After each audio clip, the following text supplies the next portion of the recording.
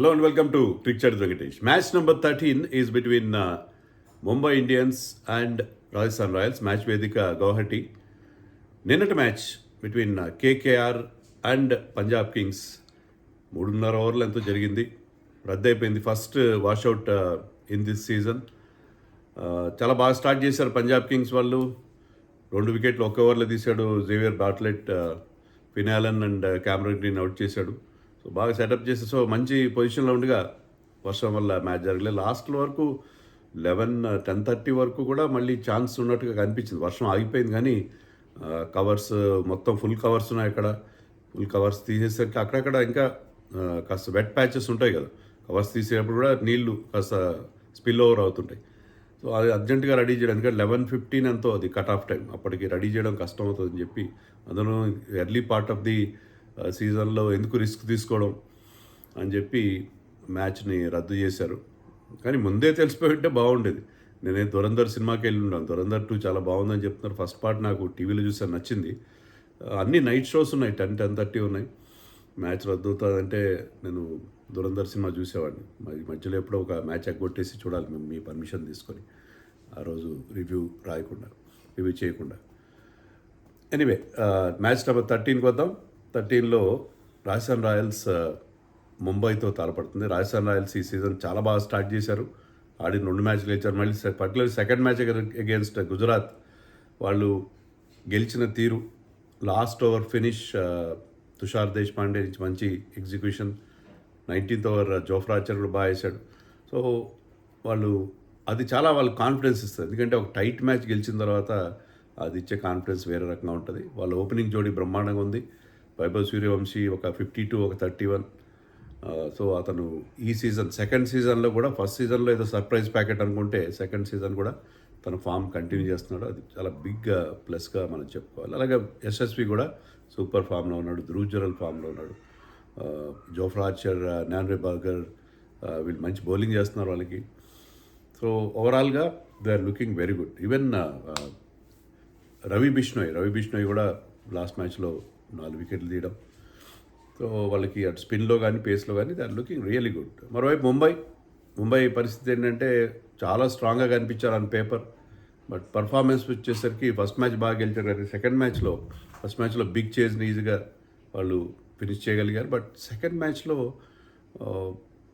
Against quality Delhi bowling attack వాళ్ళు సరైన runs చేయలేకపోవడం, దాన్ని డిఫెండ్ చేసుకోలేకపోవడం, బౌలింగ్ బ్యాటింగ్ రెండింటిలో కూడా ఇబ్బందులు కనిపించినాయి. ఈ మ్యాచ్లో హైలైట్ ఏం కాబోతుందంటే బుమ్రా వర్సెస్ వైభవ్ సూర్యవంశీ. ఇది కదా రియల్ కాంటెస్ట్. సో ఈ కొత్త కుర్రాడు వరల్డ్స్ బెస్ట్ బౌలర్ని ఎలా ఫేస్ చేస్తాడు, చాలా ఎక్సైటింగ్ టాలెంట్. సో బుమ్రాని ఎలా ఫేస్ చేస్తాడు, బుమ్రా అతనికి ఏ రకమైన బౌలింగ్ చేస్తాడు, బుమ్రా అతను ఆడినంతసేపు చాలా అగ్రెసివ్గా ఆడతాడు. అతని అగ్రెషన్ని బుమ్రా ఎలా కట్టేల్ చేయగలుగుతాడు, వికెట్ తీయగలుగుతాడు, అది దాని మీద అందరి ఇంట్రెస్ట్ దాని మీద ఉంది. వీళ్ళు ఆడారు ముంబై రాజస్థాన్ లాస్ట్ సీజన్ ఆడినప్పుడు Vaibhav Suryavanshi was there in the team. అప్పటికే ఒక 35 బాల్ 100 కూడా కొట్టాడు. కానీ ఆ మ్యాచ్లో ఏంటంటే బుమ్రా బౌలింగ్ వరకు నిలవలేదు, అతను డక్అవుట్ అయ్యాడు. సెకండ్ బాల్ దీపక్ చహార్కి అవుట్ అయిపోయాడు. 2 బాల్స్ మాత్రం ఫేస్ చేశాడు. సో అందుకని బుమ్రాని ఫేస్ చేయడం అతనికి కుదరలేదు. ఈసారి బుమ్రాని ఫేస్ చేసే సిచ్యుయేషన్ మనకు అనిపిస్తుంది. ఎందుకంటే బుమ్రా న్యూ బాల్తో స్టార్ట్ చేయడు. పవర్ ప్లేలో లాస్ట్ మ్యాచ్లో కూడా 2 ఓవర్లు వేసాడు. పవర్ ప్లేలో అతను కనుక వైభవ్ సూర్యవంశీ ఉంటే బుమ్రాని తీసుకొస్తారు. So that is a mouth watering contest. అది అందరూ ఎదురు చూస్తున్న ఒక కాంటెస్ట్గా చెప్పుకోవాలి. హార్దిక్ పాండ్యా ఫిట్ అయినట్టుగా ఉన్నాడు. అంటే కాంట్రాస్టింగ్ న్యూస్ వస్తున్నాయి. కొన్ని రిపోర్ట్స్లో ఏంటంటే అతను డెట్ ప్రాక్టీస్కి రాలేదని చెప్పి, కొన్నిట్లో అయితే అతను వచ్చాడు, బౌలింగ్ కూడా చేశాడని అంటున్నారు. మనమైతే అక్కడ మనకు తెలీదు. ఓన్లీ మనం we have to base on the reports from the ground, అక్కడి నుంచి రిపోర్ట్ చేసేవాళ్ళు. But Hardik Pandya likely to play అనే చెప్తున్నారు. అతనికి ఏదో కొంచెం ఇల్ హెల్త్ వల్ల లాస్ట్ మ్యాచ్ ఆడలేదు. సో అతని టీంలోకి వస్తే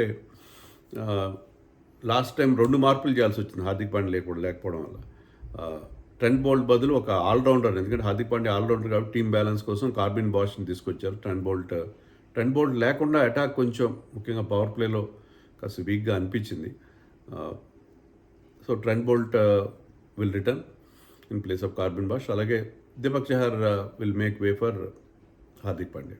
సో ఈ 2 మార్పులు చేస్తారు. మిగతా ఎలాంటి మార్పులు ఉండకపోవచ్చు. సేమ్ టీమ్‌తో వెళ్తారు. ఎలాంటి మార్పులు ఉండే అవకాశం చాలా కనపడలేదు. ఒకటేంటంటే లాస్ట్ టైం ఇక్కడ మ్యాచ్ జరిగినప్పుడు గౌహటిలో జరిగినప్పుడు పేసర్స్‌కి ఎక్కువ హెల్ప్ ఉంది. దానివల్ల సెకండ్ స్పిన్నర్ అవసరమా మార్కండే కూడా ఆడిన 2 మ్యాచ్‌లో ఒక వికెట్ తీయలేదు. రన్స్ కూడా బాగానే ఇచ్చాడు. సో మార్కండే ప్లేస్‌లో అశ్విని కుమార్ లాంటి ఒక పేస్ బౌలర్‌ని ఆడించుకుంటారా అనేది కూడా ఒక పాసిబిలిటీ ఉంది. సో దాంట్లో టూ మెనీ పేస్ బౌలర్స్ అయిపోతుంది. అటు హార్దిక్ పాండ్యా కూడా బౌలింగ్ చేస్తే మీకు అప్పుడు 6 పేసర్స్ అవుతారు. ఎనీవే ఆప్షన్ అయితే ఉంటుంది వాళ్ళకి ఆప్షన్ ఉండే అవకాశం మనకి కనిపిస్తుంది. రాజస్థాన్ విషయానికి వస్తే రాజస్థాన్ లో ఎలాంటి మార్పులు ఉండే అవకాశం లేదు. తుషార్ దేశ్పాండే పర్ఫెక్ట్గా కనిపించాడు మనకి.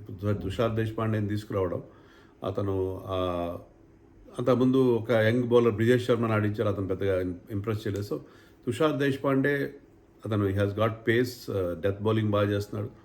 సో ఈవెన్ న్యూ బాల్తో కూడా బౌలింగ్ చేయగలడు. సో అలాంటి ఒక బౌలర్ యాడ్ అవ్వడంతో టీమ్ అటాక్ ఇప్పుడు పర్ఫెక్ట్గా ఉంది. వాళ్ళు పేస్ అలాగే జడేజా లాస్ట్ మ్యాచ్లో కొద్దిగా రన్స్ ఇచ్చాడు, బట్ బిష్నోయ్ బౌలింగ్ వాళ్ళకి పెద్ద ప్లస్ అవుతుంది. బిష్నోయ్ ఫామ్లోకి రావడం, వికెట్స్ తీయడం చాలా పెద్ద ప్లస్గా మనం చెప్పుకోవాలి.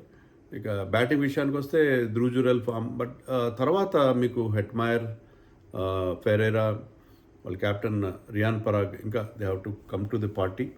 సో వాళ్ళు కూడా పెద్ద రన్స్ చేయగలిగితే, బిగ్ రన్స్ చేయగలిగితే I think they will not have any. But impressive ఒకటేంటంటే రాజస్థాన్ రాయల్స్తో ప్రాబ్లం, వాళ్ళు ఆడింది ఇది 17వ సీజన్ వాళ్ళకి. అంటే యాక్చువల్గా వాళ్ళు 17 కాదు 15వ సీజన్, ఎందుకంటే వాళ్ళు 2 సీజన్స్ వాళ్ళు ఆడలేదు కదా. సో ఇప్పటివరకు మొదటి 16 సీజన్లో వాళ్ళు 17, ఇప్పటి 17 దీంతో కలిపితే వాళ్ళు ఫస్ట్ 2 మ్యాచెస్ 8 టైమ్స్ గెలిచారు. సో రెగ్యులర్గా ఫస్ట్ 2 మ్యాచెస్ గెలవడం వాళ్ళకి ఒక రెగ్యులర్ ఫీచర్, ఆనవాయితీ. కానీ ఫస్ట్ 2 మ్యాచెస్ గెలుస్తారు కానీ తర్వాత తేలిపోతారు. అది వాళ్ళకి వచ్చిన ప్రాబ్లం. అందుకే వాళ్ళు ఫస్ట్ సీజన్ తప్ప తర్వాత ఇప్పుడు టైటిల్ గెలలేదు. సో మొదటి 2 మ్యాచ్లు గెలిచినందుకు మాత్రాన చాలా ఇంప్రెసివ్ అని అనుకోవడానికి లేదు. వాళ్ళ జనరల్ టెండెన్సీ ఏంటంటే స్టార్టింగ్ బాగుంటుంది, ఆరంభ శూరత్వం, తర్వాత వాళ్ళు దే విల్ ఫిజిల్ అవుట్ అని చెప్పి అంటున్నారు. చూడాలి మరి ఈసారి డిఫరెంట్గా ఉంటారు. ఎందుకంటే టీంలో ముఖ్యంగా ఓపెనర్స్ బాగున్నారు, యంగ్ టీం ఉంది. మిడిల్ ఆర్డర్లో కూడా మీకు హెట్మైర్, ఫెరేరా లాంటి వాళ్ళు they are very big hitters. And all rounders ఇప్పుడైతే జడేజా వచ్చి చేరాడు, ఆల్రౌండ్ ఎబిలిటీ వచ్చింది కాబట్టి ఈసారి వాళ్ళ టీం డిఫరెంట్గా ఉండే పరిస్థితి మనకు కనిపిస్తుంది. సో రాజస్థాన్ రాయల్స్ అంత ఈజీ కాబోదు, మన ముంబైకి రాజస్థాన్ రాయల్స్ని ఓడించడం అంత ఈజీ కాబోదు. బట్ ఏంటంటే వాళ్ళు కంబ్యాక్ అవుతారు. లాస్ట్ మ్యాచ్లో they were taken by surprise by Delhi. So ఈ మ్యాచ్లో వాళ్ళు డిఫరెంట్గా ఆడతారని అనుకుంటున్నాను నేను. సో ముంబై మైట్ బయటపడే అవకాశం మళ్ళీ కనిపిస్తుంది. బట్ రాజస్థాన్ ముఖ్యంగా వాళ్ళ బౌలర్స్, వాళ్ళు ఇద్దరికి ఆ పేస్ ఉంది, raw pace, extra pace, express pacers వాళ్ళిద్దరు, జోఫ్రా ఆర్చర్ అండ్ నానే బార్గర్. సో వాళ్ళు, తుషార్ దేశ్పాండే, వీళ్ళందరినీ దాటుకోవడం. Sandeep Sharma is there of course, Jadeja and Bishnoi. So the bowling attack against Mumbai strong batting lineup చాలా ఇంట్రెస్టింగ్ కాంటెస్ట్ ఉండిపోతుంది. వర్షం ప్రమాదం ఉంది ఈ మ్యాచ్ కూడా చెప్తున్నారు, వర్షం ప్రమాదం. ఎందుకంటే మనం ఆ ఈశాన్య భారత్ ఈస్ట్లోనే ఉన్నాం. కోల్కతాలో వర్షం పడింది, కోల్కతాకి మరీ దగ్గరేం కాదు కానీ గౌహటి అదే సైడ్ కదా, ఆ సైడ్ వర్షాలు వచ్చే అవకాశం ఉంది నిన్నట్లాగే. దానివల్ల పిచ్ కూడా బౌలర్స్కి హెల్ప్ చేయొచ్చు. ఫస్ట్ మ్యాచ్లో అదే అయింది. ఫస్ట్ మ్యాచ్లో కూడా ఇలాగే వర్షం థ్రెట్ ఉన్నంత ఏంటంటే కవర్స్ కప్పించారు పిచ్ పైన. స్వెట్టింగ్ అండర్ ద కవర్స్ అంటే పిచ్కి చెమట వస్తుందని కాదు, ఏంటంటే కవర్స్ కప్పినప్పుడు మాయిశ్చర్ ఫామ్ అవుతుంది. అంటే బయట వాతావరణానికి పిచ్ కవర్స్ కింద ఉండే పిచ్ వాతావరణానికి తేడా ఉన్నది, మాయిశ్చర్ తేమ ఏర్పడుతుంది. ఆ తేమ వల్ల ఫాస్ట్ బౌలర్స్కి చాలా హెల్ప్ దొరికింది. చెన్నై బ్యాట్స్మెన్ చాలా సఫర్ అయ్యారు అగేన్స్ట్ నానే బర్గర్, జోఫ్రా ఆర్చర్ బౌలింగ్లో. సో అదే సిచ్యుయేషన్ ఇక్కడ ఉండే పరిస్థితి కనిపిస్తుంది మనకి. సో టాస్ గెలిచిన కెప్టెన్ బౌలింగ్ తీసుకుంటారు, ఏ రకంగా చూసుకుంటారు. నిన్న యాక్చువల్గా అజింక్య రహానే టాస్ గెలిచి బ్యాటింగ్ తీసుకోవడం చాలా ఆశ్చర్యకరమైన నిర్ణయం. ఎందుకంటే టాస్ గెలిచి బ్యాటింగ్ తీసుకోవడం ఏంటి వర్షం ఉన్నప్పుడు?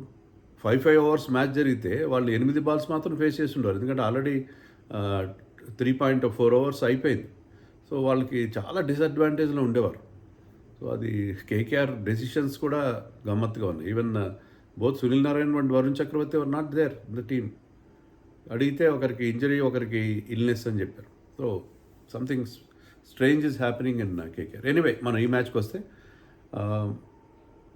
పిచ్ 167 అక్కడ యావరేజ్ ఫస్ట్ ఇన్నింగ్ స్కోర్, అంత హై స్కోరింగ్ గ్రౌండ్ ఏం కాదు. అలాగే నేను అన్నట్టుగా ఇనీషియల్గా ఫాస్ట్ బౌలర్స్కి వెళ్ళకుండా తర్వాత it will become a good batting ground అయ్యే అవకాశం ఉంది. సో అందుకే మనకి సూర్యవంశీ లాస్ట్ టైం ఒక మంచి 50 కొట్టాడు, చాలా క్విక్ ఫైర్ 17 balls అది. సో ఐ థింక్ అది పరిస్థితి.